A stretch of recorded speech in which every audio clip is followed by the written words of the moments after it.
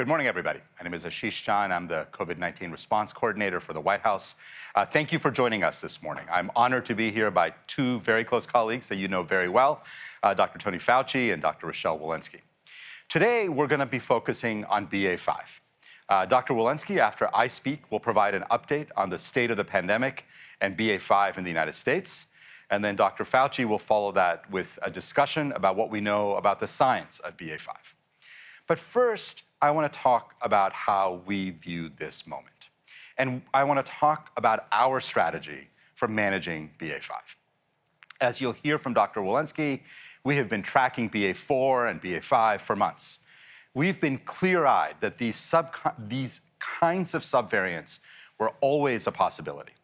We have been watching this virus evolve rapidly, and we've been planning and preparing for this moment. And the message that I want to get across to the American people is this: BA.5 is something we're closely monitoring, and most importantly, we know how to manage it. You know, if we think back to 2 years ago, we had a very limited set of tools to manage viruses like this. But today, thanks to the president's leadership and the comprehensive response we've built up over the last 18 months, we have all the capabilities we need to protect the American people. Vaccines and boosters, treatments, tests, masks, ventilation, and so much more.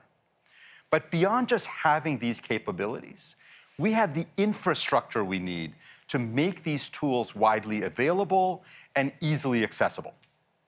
Dr. Fauci will discuss in much greater detail, but I want to emphasize, we can prevent serious illness, we can keep people out of the hospital and especially out of the ICU, we can save lives, and we can minimize the disruptions caused by COVID-19. And even in the face of BA.5, the tools we have continue to work. We are at a point in the pandemic where most COVID-19 deaths are preventable. Our strategy to manage BA.5 relies on making sure Americans continue to have easy and convenient access to these tools. We're going to continue mobilizing the entire federal government, working with state and local leaders, healthcare provider organizations, employers, community-based organizations, and others to do this. We're also going to communicate clearly about common sense steps Americans can take to protect themselves. To that end, let me walk through a few key things every American should know. First, vaccines remain our single most important tool to protect people against serious illness, hospitalizations, and death.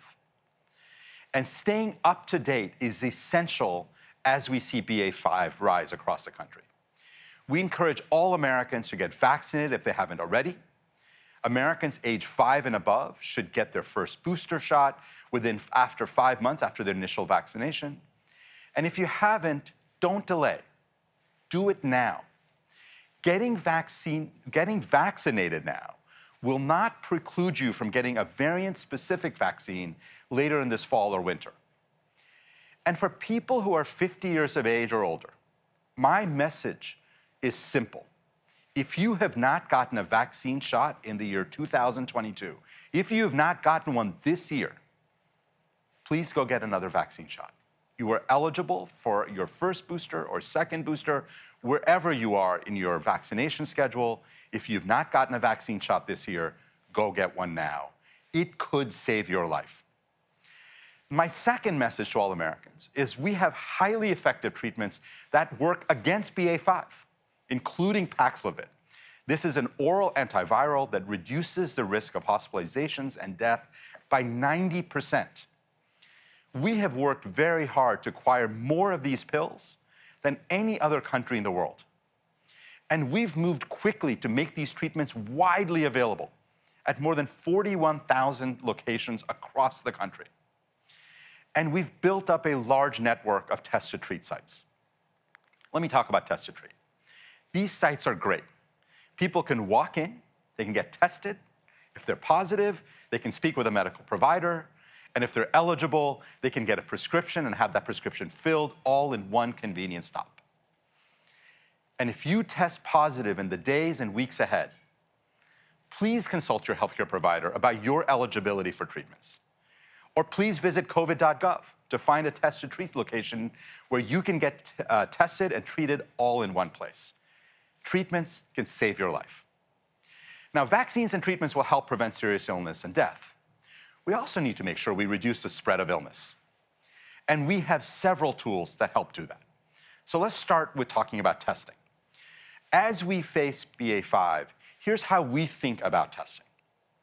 Before attending a large indoor gathering or visiting with a high-risk immunocompromised individual, please consider taking a test. That's what I do. You don't want to be the person who brings COVID to your grandparents or COVID to a wedding. The administration has made tests widely available. We've required health insurers to cover at-home tests for free. We've been sending free tests straight to households through covidtest.gov.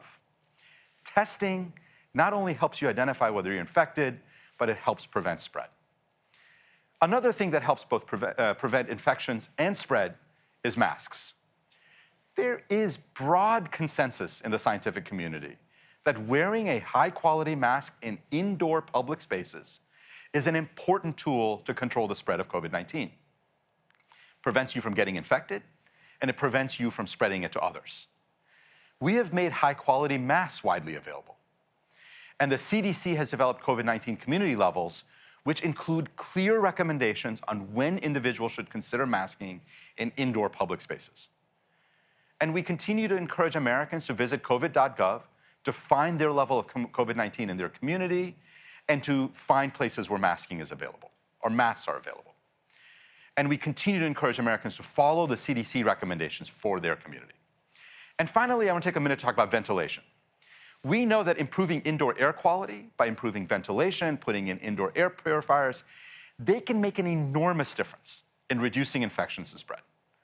So if you are a business or a school or any kind of institution that brings people together indoors, please work to improve the quality of that indoor air. Let me close with this. We are closely monitoring BA.5 and its impact. We're encouraged that serious illness, hospitalizations, and deaths have remained relatively low based on the level of infections. That's not by coincidence, by the way. It's not random. It's in large part due to our successful vaccination program, our efforts to get people boosted, and our incredibly focused effort on making sure that treatments and testing are widely available. But let me make another really important point. We are experiencing about 300 to 350 deaths a day. That is unacceptable. It's too high. And we will continue to use the infrastructure we have built and the tools we have to lower suffering and death as we manage BA.5. And it is clear that with every American doing their part, we can get through the BA.5 infections together. So with that, let me turn it over to Dr. Walensky. Rochelle? Thank you, Dr. Jha, and good morning, everyone. It's great to be back again with you today. As always, I'm going to start by walking you through the latest data. The 7-day average of hospital admissions is about 5,100 per day. And while this represents only a slight increase week over week, it does represent a doubling of hospital admissions since early May. The 7-day average of daily deaths are still too high, as Dr. Jha just said. We are at about 350 per day. As you all know by now, each week, CDC updates genomic surveillance data so that we can monitor what variants are present in each region of the country. Over the last several weeks, Omicron sublineages BA.4 and BA.5 have been increasing in the United States.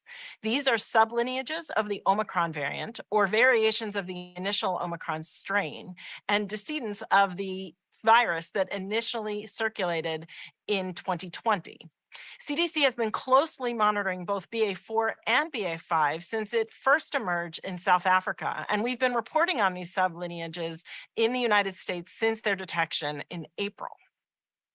On this slide, CDC's weekly nowcast estimate indicates that BA.5 is predicted to represent 65% of circulating variants, and BA.4 is predicted to represent 16%. Omicron sublineage BA.2.121 is predicted to be most of the remainder of circulating virus at about 17%. These data will be made available later today on CDC's COVID data tracker. We do not know yet about the clinical severity of BA4 and BA5 in comparison to our other Omicron subvariants, but we do know it to be more transmissible and more immune evading. People with prior infection, even with BA1 or BA2, are likely still at risk for BA4 or BA5. We continue to learn more about these Omicron lineages, and CDC is closely monitoring the public health impact they have. Several factors will play a role in how BA4 and 5 will impact the United States, and impact of these subvariants will likely be felt differently around the country. These factors include the level of vaccination and boosting in communities, the amount of prior infection a community experienced, and the level of public health mitigation measures that are in place. While there's no evidence available to suggest that BA4 or 5 cause more severe disease, and we're still collecting data on the vaccine effectiveness against BA4 and BA5, we know that vaccine effectiveness against severe disease and death remains high for other Omicron sublineages, and likely also for BA4 and 5. So staying up to date on your COVID-19 vaccines provides the best protection against severe outcomes. Currently, many Americans are under-vaccinated, meaning they are not up to date on their COVID-19 vaccines. Not all people over the age of 50 have received their first booster dose. Of those who've received their first booster dose, only 28% of those over 50 have received a second booster dose. And of those over the age of 65, only 34% have received their second booster dose. So my message right now is very simple. It's essential that these Americans, as Dr. Jha said, get their second booster shot right away. Now, on this slide are data from April that illustrate the importance of staying up to date on your COVID-19 vaccines. Among those 50 and older, those vaccinated with a primary series and only one booster dose, represented by the navy blue line, had 4 times the risk of dying from COVID-19 compared to those who had a primary series and 2 or more booster doses, shown by the purple line. This graph shows our COVID-19 community levels and allows individuals and communities to take action to protect themselves and others based on their local level. They also allow us to focus efforts on protecting those who are most at risk of severe COVID-19 illness. And I want to emphasize the importance of monitoring your local COVID-19 community level to know what precautions are needed to protect yourself, your loved ones, and your community. We update COVID levels every week on Thursday. Last week, CDC reported 32% of the US population is living in a high COVID-19 community level, represented by orange. In these areas, the CDC generally recommends masking policies and that individuals wear a mask in indoor public settings to protect themselves against infection. We also reported last Thursday that 42% of the US population is living in a medium community level, represented by yellow. In these areas, CDC encourages individuals to make decisions about masking based on their own individual level of risk.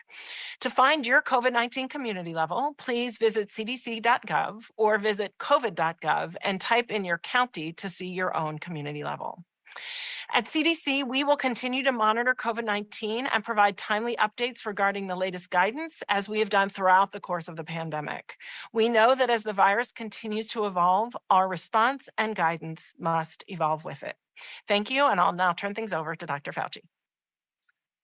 Thank you very much, Dr. Walensky. I'd like to talk a little bit more specifically now about the evolution of variants, particularly focusing on BA5. So if I could move to the first slide, please. Just as a background, as you see here, and you look temporally from June of 2021, how successive variants due to mutational changes have essentially bumped one variant off the table after the other, leading to the broader category of Omicron, where we are right now. Next slide. And if you look at that, that really gets translated into what we've experienced from a public health and clinical standpoint in the different waves or surges that we in this country have seen with Alpha, Delta, and then as you see on the far right with Omicron. But Omicron as a broad category has been particularly problematic. Next slide. Because as you see here on this family tree, of SARS-CoV-2, which shows all the variants that we here in the United States and throughout the world have experienced with Alpha, Beta, Delta. But note that Omicron as a broad category has multiple sublineages with BA1, BA2, BA2.1, 2.1, and now what we're currently challenged with is the BA4-5, particularly the BA5. Next slide. As you see here, if you look in the United States from March to July, how we've had successful evolution and increasing dominance of the BA4, BA5, such that now, shown on this slide, it's about 70% total, whereas the BA5 is more than half. And as you'll be hearing from the CDC, those data will be updated and showing an even greater percentage. Why does this happen? Next slide. If you look here at this slide, there's increasing growth capacity of new variants, Alpha to Delta, but then notice the big jump when Omicron came in November. It had a much, much greater transmission capability than Delta. But over the last several months, we've seen each successive variant have a bit of a transmission advantage over the prior one. And right now we're with BA4-5, and we don't know what the future will hold, as we might get even more subvariants. So let's focus now, just for a minute, on BA5. Next slide. What do we know about it? As I mentioned, it has a growth advantage compared to the earlier Omicron subvariants. It substantially evades neutralizing antibodies induced in people by vaccination and infection. But the vaccine effectiveness against severe disease, fortunately for us, is not reduced substantially or at all compared to other Omicron subvariants. Next slide. More on BA5. We know now from experience that we've had over the last couple of months and others in other countries that it doesn't appear to be associated with greater disease severity or hospitalizations compared to the most recent subvariants. Also, good news is that the current antivirals and bebtelovimab is predicted to work as treatments, as is Avushel, predicted to work as a pre-exposure prophylaxis. So what does this all mean, and what is the message that all of us have for you? Next slide. And that is meeting the challenge of SARS-CoV-2 and BA5. Variants will continue to emerge if the virus circulates globally and in this country.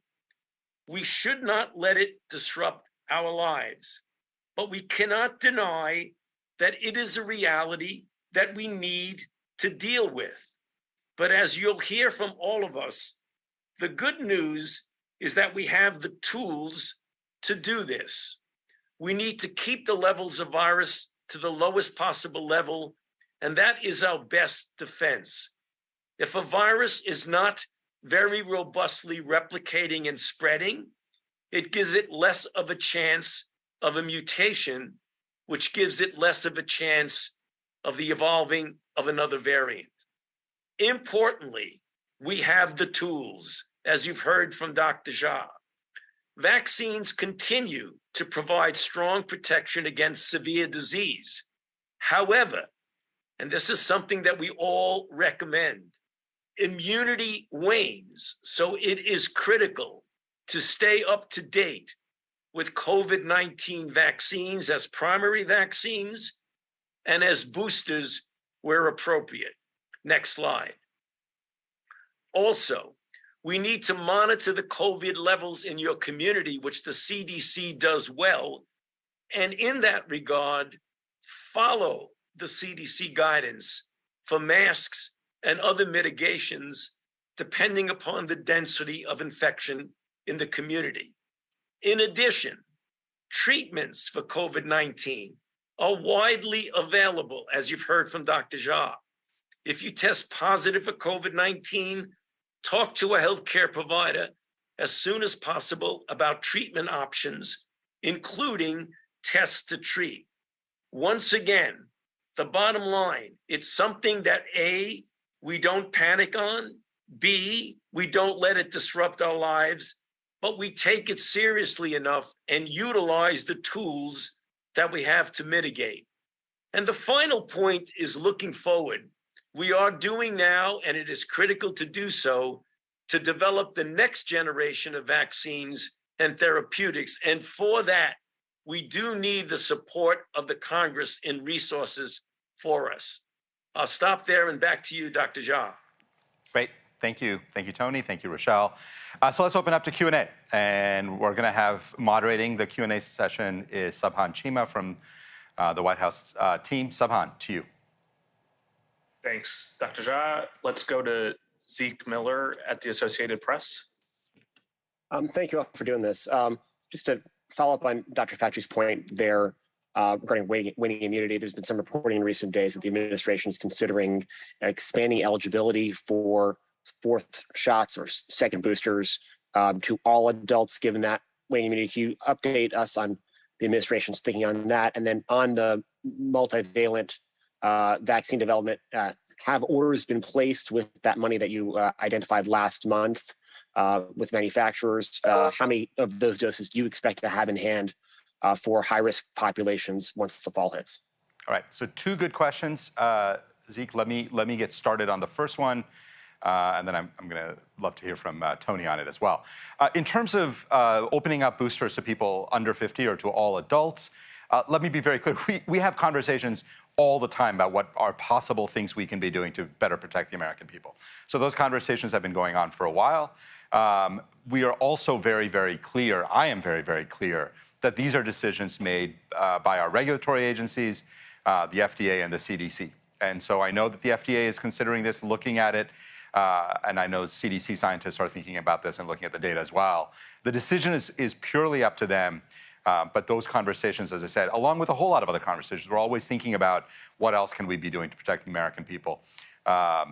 So let me just say again that decision here really is an FDA and CDC decision. Tony, anything else to add on that? Well, Ashish, just to underscore what you said, we are a team here. The FDA is part of the team. The CDC is part of the team. The White House group is part of the team. We're all part of a team, and we discuss this continually. But as Dr. Jha said, we also have the situation where there are certain elements of the team that are the decision makers. And in this case, it's a regulatory decision on the part of the FDA, and the CDC will examine it with regard to whether or not they'll recommend it or allow it or what have you.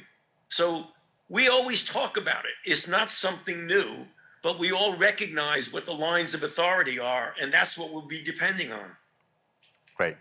To Zeke, on your second question around purchasing for bivalent vaccines for this fall and winter, as I think announced, I'm getting the dates wrong, I'd say about a week or 10 days ago, we have put in one order so far with Pfizer for 105 million doses, if I recall.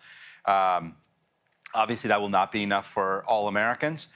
We are continuing to think about other orders, talking to other companies, but that order has been placed to get the next generation of bivalent vaccines as directed by FDA and FDA's recommendations about what specific makeup of that vaccine will be. Thank you. Let's go to Cheyenne Hazlitt, ABC.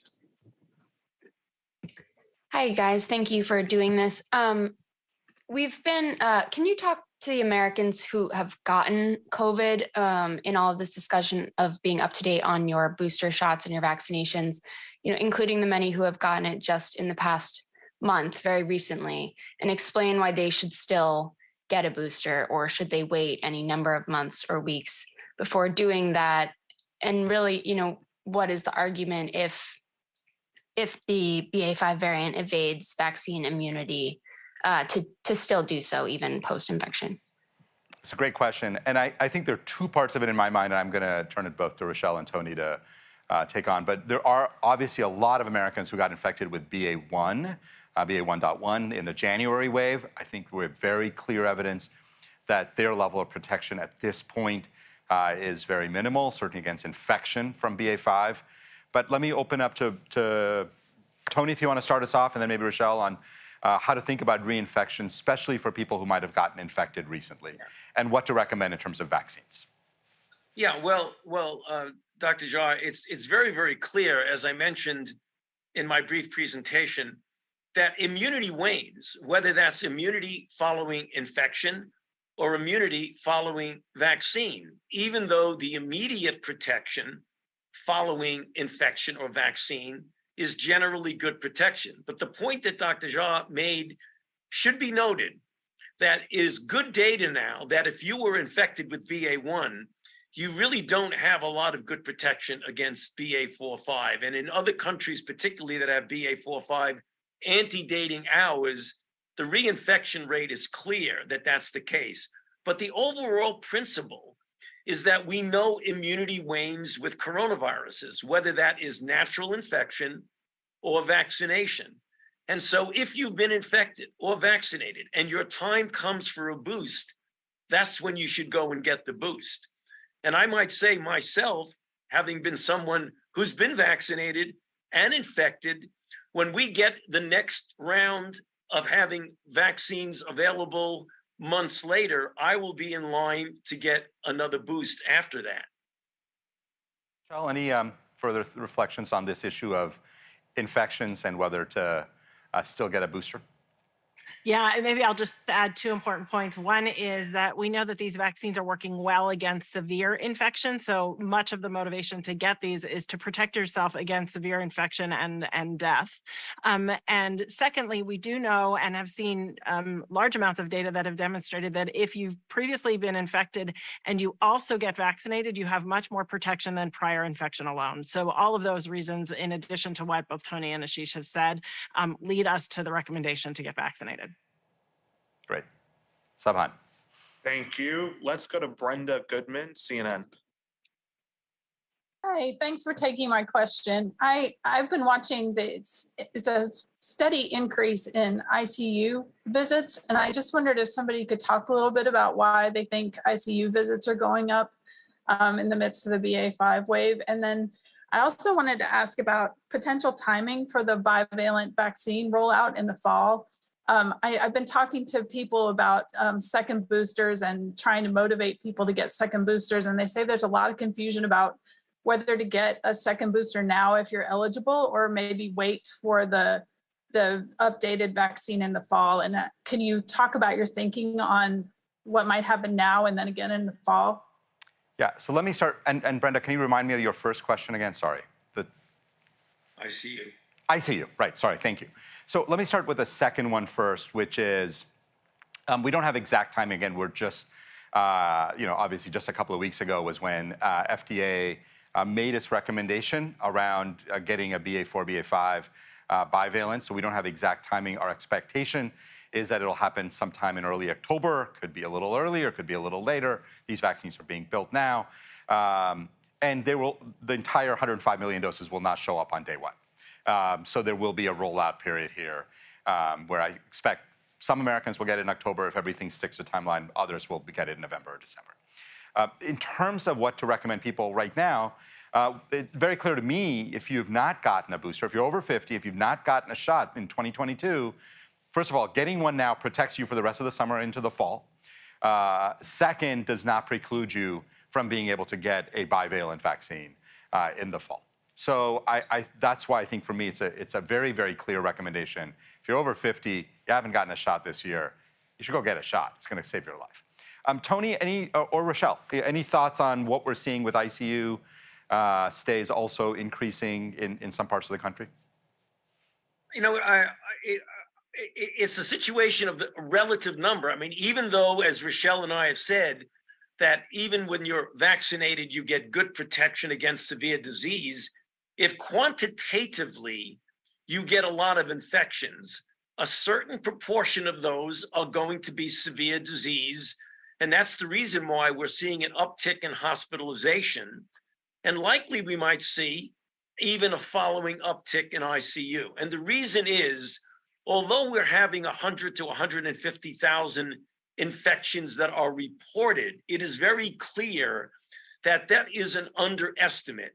And there are many people who are getting infected with mild to moderate symptoms who do home testing who do not report it. So if you get 3, 4, 500,000 infections a day, you are going to get an increase in hospitalizations that would be proportionate. The ratio of hospitalization, ICU, and death to cases is much lower now than it was many months ago. But when you have a lot of cases, a certain proportion, it might be a small proportion, are going to be hospitalizations and are going to be ICU. So I think that easily explains what we're seeing. And maybe I'll just add, if I might, we have seen a doubling in the number of hospitalizations since April. And by doubling the number of hospitalizations, we could well anticipate, as Dr. Fauci said, increases in ICU. We also know that about 2/3 of Americans over the age of 65 are eligible for a fourth shot and should be getting it now to prevent severe infection. So there's a lot of we can do to try and prevent these ICU stays. Yeah, and let me make one last point on this, which is, again, it's been hard to tease apart the data, but some states have tried to look at ICU, say certainly death or even hospitalizations by vaccine status, boosting status. Very, very, very clear in my mind that your risk of ending up in the ICU is dramatically higher if you have not gotten a booster, if you've not gotten that third shot. And for high-risk people who are more than 6 months out who've not gotten their fourth shot. So there's a lot we can do to prevent those. And then also very clear, both from clinical trial data and real-world data, that getting treated with Paxlovid, as well as with the monoclonal antibody, both of them reduce your risk of ending up in the hospital and end up reducing your risk of being in the ICU. Next question. Thank you. Let's go to Jeff Mason, Reuters. Hi, thanks very much. Just a follow-up on some of the questions about boosters. Will there still be a 4-month minimum between booster shots for the new variant vaccines? And can you just clarify what the benefit of getting vaccinated with the current vaccine now is versus waiting until the fall? And I guess one other follow-up on the age. I know you say that this is a decision for the FDA and for the CDC, but what should people who are under 50 otherwise be doing? Okay. Rochelle, you want to start us off, maybe think about that issue of the 4-month gap, and then what to recommend people under 50, and then we'll go to Tony after that.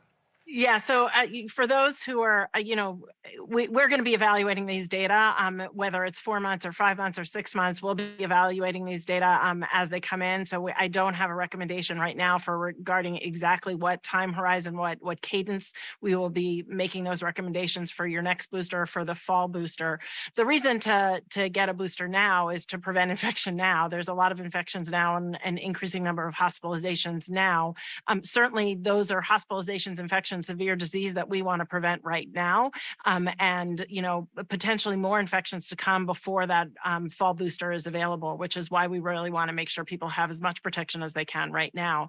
Of course, there are many other things, as Dr. Jha enumerated in the beginning, that we can do. We certainly can mask to prevent infection, increasing ventilation. If you're eligible for or you're infected and you're eligible for Paxlovid, we encourage you to get treatment to prevent severe disease. So many of the things that we've been saying you can continue to do right now, but getting that booster, if you're eligible, would be high among them. Tony, anything to add on that, or? Well, just to underscore what Rochelle and you had been saying, Ashish, that the threat to you is now. If you are not vaccinated to the fullest, namely you have not gotten your boosters according to what the recommendation are, then you're putting yourself at an increased risk that you could mitigate against by getting vaccinated. And getting vaccinated now will protect you now, does not at all preclude, if we get a bivalent vaccine to be available in the fall, it does not preclude you're also doing it in the fall. So if the risk is now, address the current risk. And let me make one more add-on point that I think often gets confusing for people. Because people say, well, why do I want to get a prototype vaccine booster now when I'm going to have a variant-specific vaccine in 4 months or 5 months? And what I remind people is that this prototype vaccine, this is the original vaccine that was built. If you get a booster shot now, it does reduce your risk of infection, does not drive it to zero.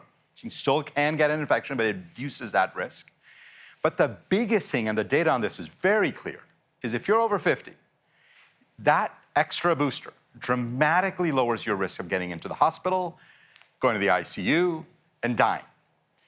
And there are very few things we do in medicine that have the kind of benefit that we see from that extra shot.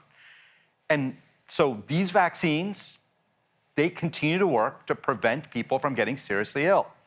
And let me be clear, if you get vaccinated today, you're not going to be ineligible to get the variant-specific vaccine as we get into the later part of fall and winter.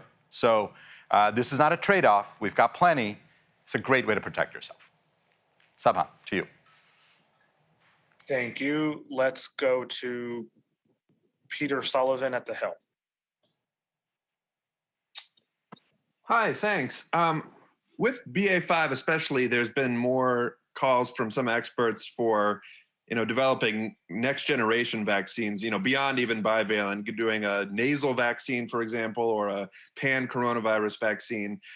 Why is there not a sort of similar Operation Warp Speed 2.0 effort around those vaccines? Is it that you don't have the money from Congress to do that? Or are there regulatory steps you could take to speed those up even without funding from Congress? How do you kind of view the effort there? It's a great question. Let me be very clear. We clearly need a true next generation vaccines, and you've listed them, Peter. Pan-sarbecovirus vaccines, mucosal vaccines. Look, the vaccines we have right now are terrific. They have saved millions of lives, but they continue, given the virus and how quickly it's evolving, it continues to pose a challenge, and we have to constantly be updating these vaccines to meet what's happening. We need a strategy to get to a very different place. The administration has been working across government on this. NIH has been playing a very pivotal role. BARDA within HHS has been playing a very critical role. So there's a lot of effort here. You'll hear more from us in the days and weeks ahead. This is something that we have been working quite assiduously on. I don't know if, Tony, if you want to add to this from your purview at NIAID. Obviously, you have been overseeing and tracking very closely the great science that's been happening here. Well, there are certainly advances being made. There are recent studies that have come out, most recently one in Science that showed some really promising data from one of the laboratories that the NIH funds, of Pamela Bjorkman and her colleagues, about what looks really good as a step towards a pan-beta coronavirus vaccine. But as Dr. Jha and all of us have said, we need resources to continue that effort and to accelerate that effort. So although we're doing a lot and the field looks promising, in order to continue it, we really do need to have a continual flow of resources to do that. Let's go to Adriana Rodriguez from USA Today. Hi, thank you so much for taking my question. I was wondering if Dr. Walensky could clarify something that you mentioned in your presentation about updating guidance. Should Americans expect the CDC to update guidance amid the BA.5 wave? And if so, what would they be? Thank you. We're constantly evaluating whether our guidance is relevant for the moment, so we will continue to do so. But what I would say with BA.4 and BA.5 is we certainly are updating our COVID-19 community levels, updating our nowcast, but much of our guidance related to masking, vaccination, boosting, ventilation, all of that is very much still relevant with regard to BA.4 and 5 as it has been with BA.1 and BA.2. All right, Savan.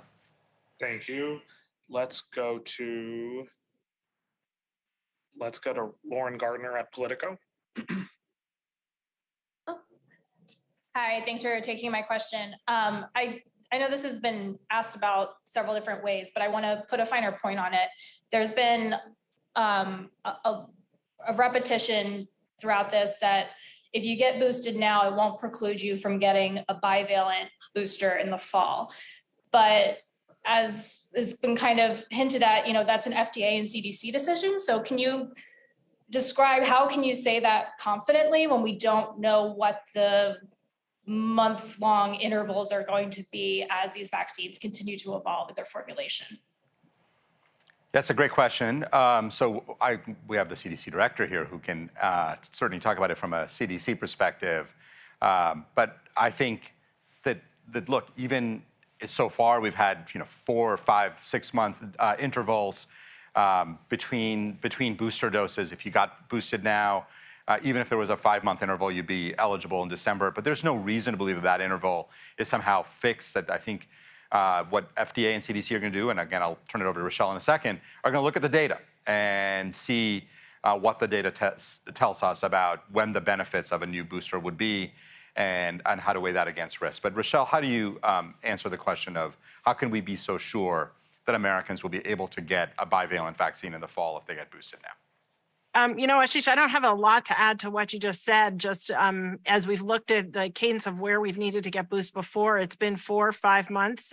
We anticipate that that's going to be a similar cadence. We also really want to emphasize that there are many people who are at high risk right now, and waiting until October, November for their boost when, in fact, their risk is in the moment is not a good plan. And so we really do want to say, now get your boost. We have every anticipation that the data will suggest that you will be eligible for a boost in the fall. We will, of course, continue to evaluate those data. Yeah. Thank you. Last question. Let's go to Joyce Frieden, MedPage Today.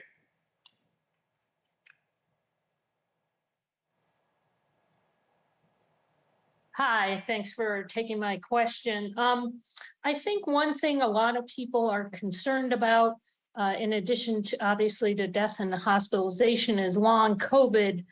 And there hasn't been any mention of it today. So I wondered if you wanted to address people concerned about that, maybe tell us what you're learning about it. I think a lot of people are alarmed by the 1 in 5 statistic that CDC recently put out. I'm also interested, if you go to any airport, you see, or in public transit, a lot of people not masked at all.